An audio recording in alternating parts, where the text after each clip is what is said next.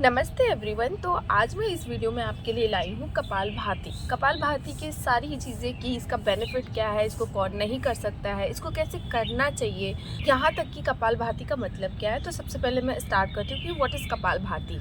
तो कपाल मीन्स होता है हमारा स्कल, हमारा फोरहेड, हमारा फेस, हमारा पूरा स्कल। और भाति मीन्स होता है शाइन करना। तो that is meaning of kapalbhati. जो कपालभाति है ये हमारे षटकर्मा का हिस्सा है। हमने षटकर्मा में छः ऐसे एक्शंस देखे थे जिसका ये पार्ट है, जो कि क्लिनजिंग टेक्निक है हमारी बॉडी को डिटॉक्सिफाई करने के लिए, हमारे लंग्स को, हमारे रेस्पिरेटरी सिस्टम को क्लीन करने के लिए कपालभाति एक क्रिया है।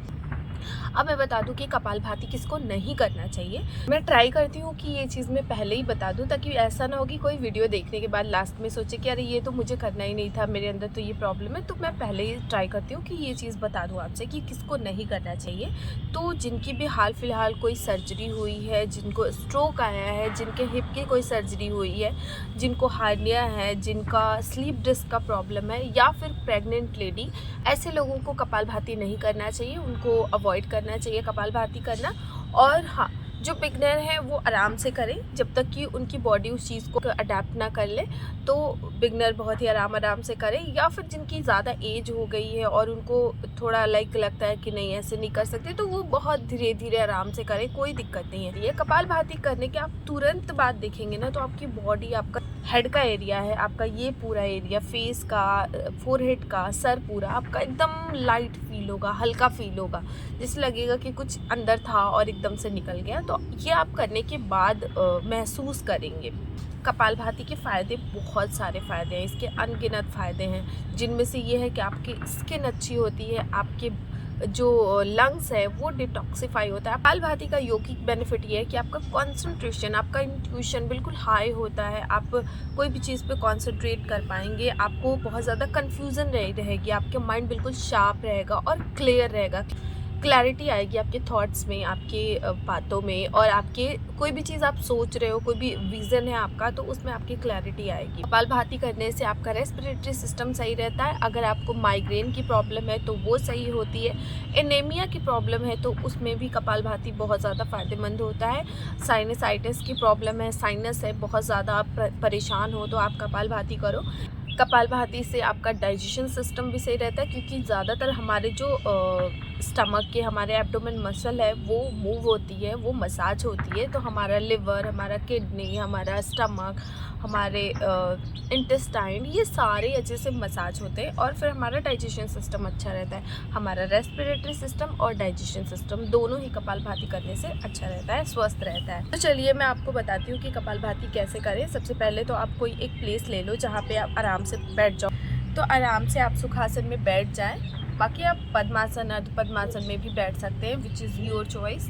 उसके बाद आपको आराम से बैठने के बाद अपनी स्पाइन को बिल्कुल स्ट्रेट करना है। Your spine should be straight, shoulder relax, chest open, और फेस बिल्कुल, आपका फेशियल मसल बिल्कुल रिलैक्स होना चाहिए, आपका फेस बिल्कुल रिलैक्स होना चाहिए। ऐसे कॉन्ट्रैक्ट करके एकदम गुस्से में नहीं रखना है, उस मसल्स को बिल्कुल ढीला छोड़ दीजिए। तो ये तो हुआ हमारा बैठने का पोजीशन। अब अपने हाथ को आप चाहो तो नी के ऊपर ऐसे रख सकते हो, चाहो तो आप चिन्ह मुद्रा, ज्ञान मुद्रा बना के रख सकते हो, अपने हाथ को ऐसे रख सकते हो। या तो मैं कहूँगी कि जो बिगनर्स हैं उनको अपने एक हाथ से, लेफ्ट हैंड से आप चिन्ह मुद्रा बना लो, राइट हैंड को अपने स्टमक पे रखो, क्योंकि हम जब स्ट्रोक्स लेते हैं तो हमें ये मूवमेंट फील करनी चाहिए, क्योंकि जो बिगनर्स होते हैं उनको पता नहीं चलता कि उनकी बॉडी पूरी मूव कर रही है, या फिर सिर्फ जो चीज़ मूव करनी चाहिए, हमारा स्टमक, हमारी ब्रेथ आउट होनी चाहिए, वो हो रही है। तो आप अगर अपने हाथ को यहाँ पे रखेंगे ना, तो आपको फील होंगी वो चीज़ें। चलिए अब मैं करके बताती हूँ। स्टमक पे रख लिया, आँखों को बंद कर लिया, देन स्टार्ट।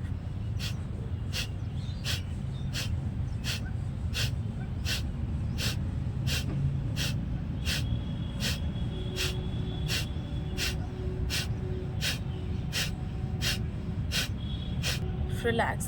जब आप ये मूवमेंट कंप्लीट कर लें, लंबी गहरी सांस भरें और उसको छोड़ दें। जो बिगनर है ना, उनको वो 10-10 के 3 सेट कर सकते हैं। अब 10-10 का मतलब मैं क्या बता रही हूँ, तो जो हमारा ईच स्ट्रोक है, कैसे